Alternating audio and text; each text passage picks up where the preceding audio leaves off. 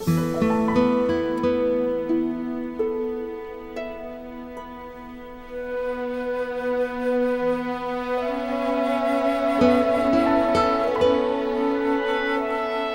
are before the most beautiful story that has taken place since Jesus and Mary lived amongst us here on earth.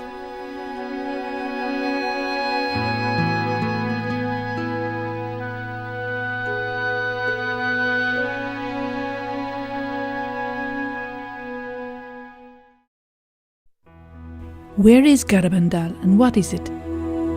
Garabandal is an isolated village with a population of about 300 people in the Cantabrian mountains of northwestern Spain. The village is imbued with supernatural serenity and beauty. On June 18, 1961, 4 girls, Conchita González, Jacinta González and Mariloli Mazón, who were 12 years old at the time, and Maricruz González, who was 11, were playing together in the village when they heard a sound like thunder. They were frightened and raised their heads to see where the noise came from. Suddenly, they saw before them the beautiful, resplendent figure of an angel. After a few brief moments and without a word, he disappeared. During the next few days, the angel continued his visits, during which he looked at them in silence and smiled. The people of Garabandal began to meet with the girls in the evening to pray the rosary while they waited for the angel to appear. Finally, on June 1st, 1961, the angel spoke to the girls and said, "Do you know why I have come?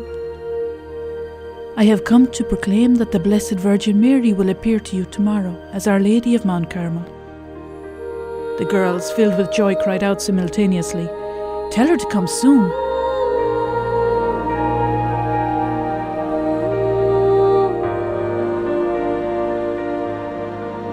On June 2nd, in those days the feast day of the Visitation, at around 6 p.m, the girls were in the Calleja, a stone path, when the Blessed Virgin appeared to them with the child Jesus and 2 angels.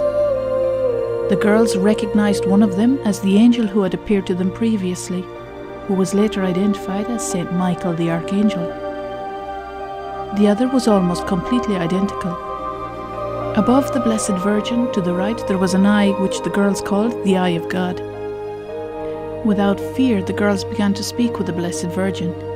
They told her about their families and the work they did in their houses or in the fields, and the Blessed Virgin Mary smiled at them. Conchita said that it was as if her own mother had been gone on a long trip and had just come home. They prayed the rosary with the Blessed Virgin, who taught them to pray the rosary well. When the Blessed Virgin said she had to leave, the little girls pleaded with her to stay. To console them, she promised that she would return the following day. She did return, not only on the following day, but on hundreds of occasions, sometimes appearing several times during the day or the night. The girls knew when Our Lady was going to appear to them, thanks to what the girls themselves called the llamadas, or interior calls. They received 3 interior calls, in which they experienced an increasing joy that preceded and announced the apparition.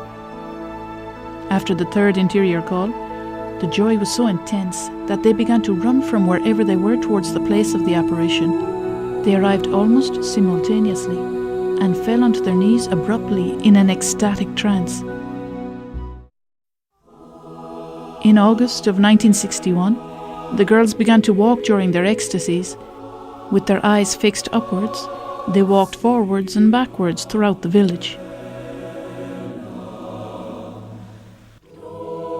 During the first apparitions, the girls offered pebbles to the child Jesus, whom the Blessed Virgin sometimes brought with her, because they wanted to make him laugh.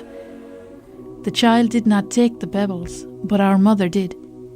She kissed them and requested that they be given to certain people after the ecstasy. The onlookers soon began to give the girls numerous religious objects for Our Lady to kiss. Or when the girls were not present, they left the objects on tables next to the girls' houses, which were placed there for that very purpose. There was no way for the girls to know to whom each article belonged. Even so, during the ecstasies, with their faces always turned upwards and with their eyes fixed on heaven, guided by the vision. In all of the thousands of times that they returned rosaries, medals, wedding rings and other religious objects to their owners, they never made a mistake. On a certain occasion, the girls were surprised to find a powder compact among the objects to be kissed by the Blessed Virgin. They doubted whether to present to her a seemingly secular object, but when the Blessed Virgin arrived, the first thing she asked to kiss was that compact, saying that it belonged to her son. When the ecstasy ended, the owner of the compact revealed that during the Spanish Civil War, the compact had been used to take the Eucharist to prisoners and to those who were about to be executed. During the ecstasies, our little protagonists always brought a crucifix which they offered to the onlookers to venerate. They normally held out the crucifix to whomever the Blessed Virgin indicated to the girls. After an ecstasy, Conchita found out that those who had kissed the crucifix, though they weren't dressed as priests, were in reality priests. During the ecstasies, the girls recognized priests and religious on numerous occasions, though they were dressed normally, with no way for the girls to distinguish them other than through the visions. Little by little, as the news was spread by word of mouth, visitors began to arrive from outside of the village, some from outside of Spain. 500 to 3,000 people arrived each day and joined the villagers of Garabandal in prayer as they waited for the apparition.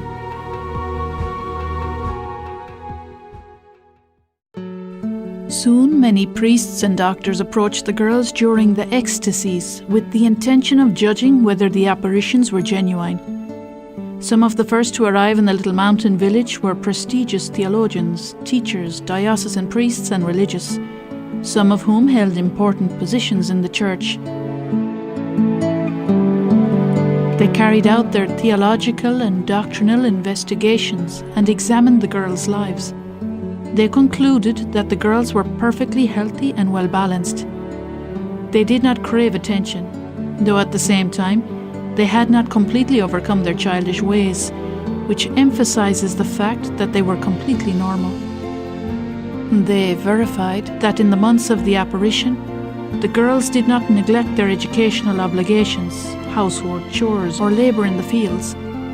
Though during the apparitions, the girls sometimes stayed in vigil until early in the morning, suffering the harsh weather, rain, cold, and snow. The Blessed Virgin often repeated to them that they should be obedient to their parents. She also encouraged them to make sacrifices, especially for the holiness of priests, and so that those priests who waver might persevere. She taught them to detest sin and helped them to form their consciences by responding to the thousands of questions the girls asked her. The girls affirmed that after seeing the Blessed Virgin Mary, they yearned to love Jesus and Mary more, and to tell everyone about the Lord and His most blessed Mother. The simple and trusting relationship that the little girls had with their Heavenly Mother was truly exceptional. In certain occasions, she played with the girls, and she often said goodbye to them with a kiss.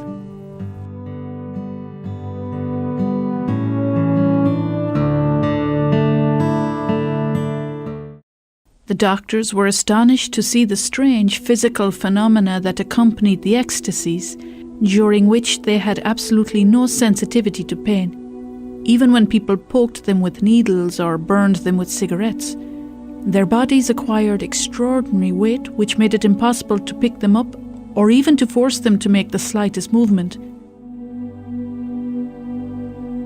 Their eyes were completely open as they contemplated the apparition. Yet when cameras flashed, or onlookers shined powerful lights into their eyes, their expressions did not change. They ran towards the site of the apparition and got there before everyone else, including the strong and healthy young boys. And while the rest of the people arrived sweating and out of breath, the girls arrived without any signs of physical fatigue. They fell hard onto their knees on the stones without hurting themselves. They walked forwards and backwards during the ecstasies on the poorly paved streets of the village, or even cross-country.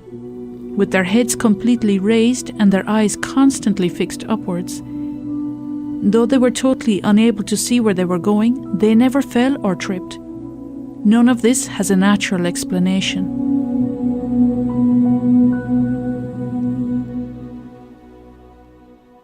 Amongst the many priests who went to Garabandal to study the events was Father Luis Maria Andreu, a Jesuit. He and his brother, also a Jesuit, Father Ramon Andreu, moved more out of curiosity than out of a hope to find something serious, visited Garabandal.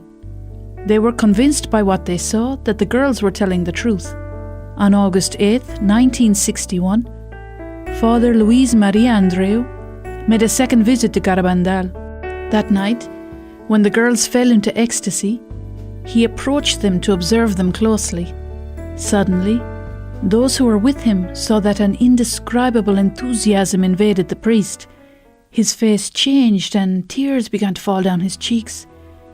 He suddenly cried out, "Miracle, miracle, miracle, miracle!" In the car, as he returned to his residence that same night, his companions were impressed by the joy that overwhelmed him and by his complete surety as he spoke of the events of Garabandal. He repeated enthusiastically, "I'm so happy. The Blessed Virgin has given me an immense gift. We're so lucky to have a mother like her in heaven. There's no doubt in my mind that the visions are true. Today is the happiest day of my life."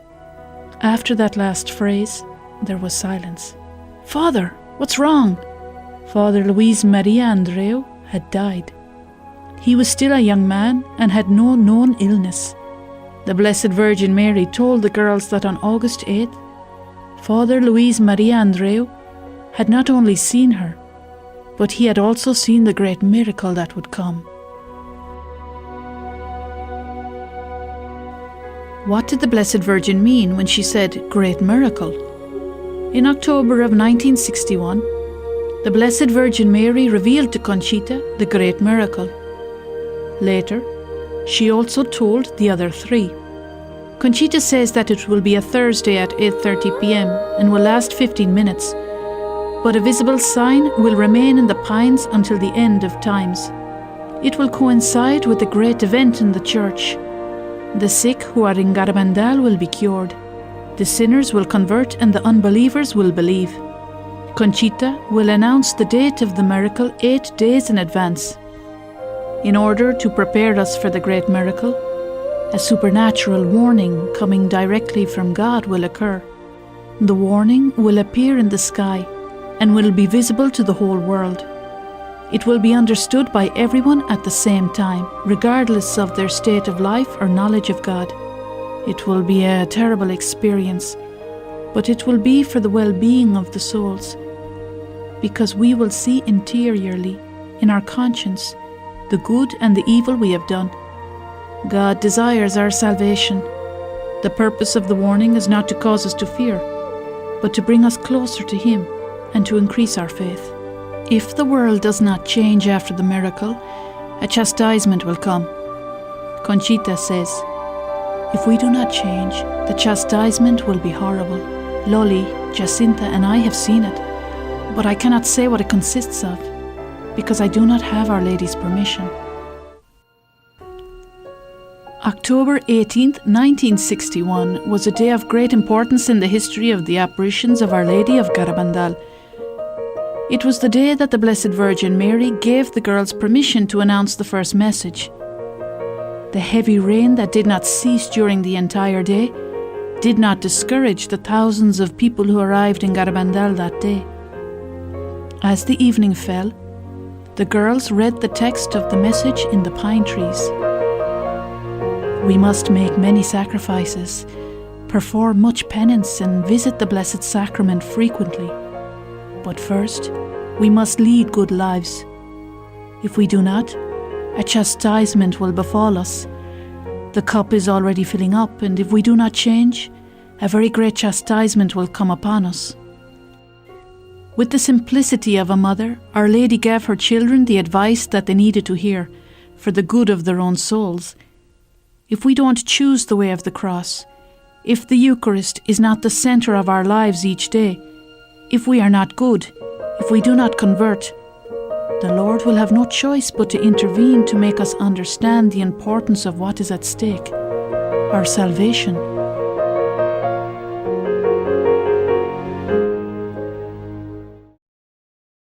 After the girls had proclaimed the first message, they often asked the Blessed Virgin to perform a miracle that would help the people to believe in the apparitions. When there was not Mass in the town, Saint Michael the Archangel would bring the Eucharist to the girls so that they would not miss communion. One day, Saint Michael told Conchita that on a certain occasion he would bring her communion, and the host would become visible on her tongue. Conchita did not think it was a very impressive miracle, because she thought that the host was always visible to those who were present. Conchita announced the date of the miracle 15 days in advance. When the awaited day arrived, there were hundreds of people in the village.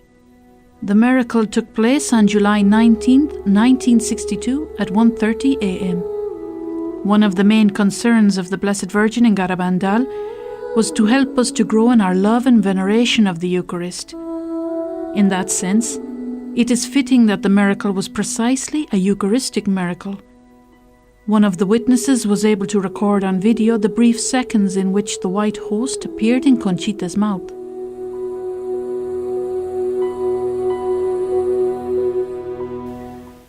During the first 2 years, the heavenly manifestations constantly increased in number, but starting in 1963, the girls had fewer apparitions, and sometimes Our Lady, or occasionally our Lord Himself, chose to speak to them through interior locutions.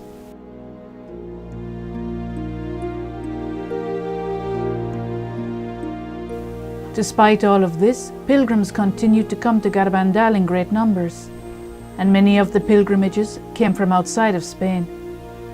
The little village in the mountains received visits from important church figures, reporters from important news agencies, diplomats, entrepreneurs, writers, etc.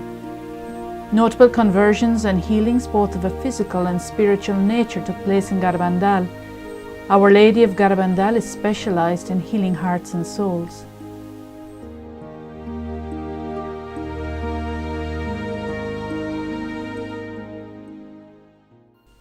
The second message of the Blessed Virgin Mary came on June 18, 1965, only a few months before the end of the apparitions. Saint Michael was sent by the Blessed Virgin to impart the message to Conchita. As Saint Michael spoke, tears began to stream down Conchita's face. As my message of October 18th has not been fulfilled and has not been made known to the world, I tell you that this is my last message. Before, the cup was filling up. Now it is overflowing. Many cardinals, many bishops and many priests are on the road to perdition and are taking many souls with them. Less and less importance is being given to the Eucharist. You should turn the wrath of God away from yourselves by your efforts. If you ask for His forgiveness with sincere hearts, He will forgive you. I, your mother, through the intercession of Saint Michael the Archangel, ask you to amend your lives. You are now receiving the last warnings. I love you very much and do not want your condemnation. Pray to us with sincerity and we will grant your requests. You should make more sacrifices. Meditate on the Passion of Jesus.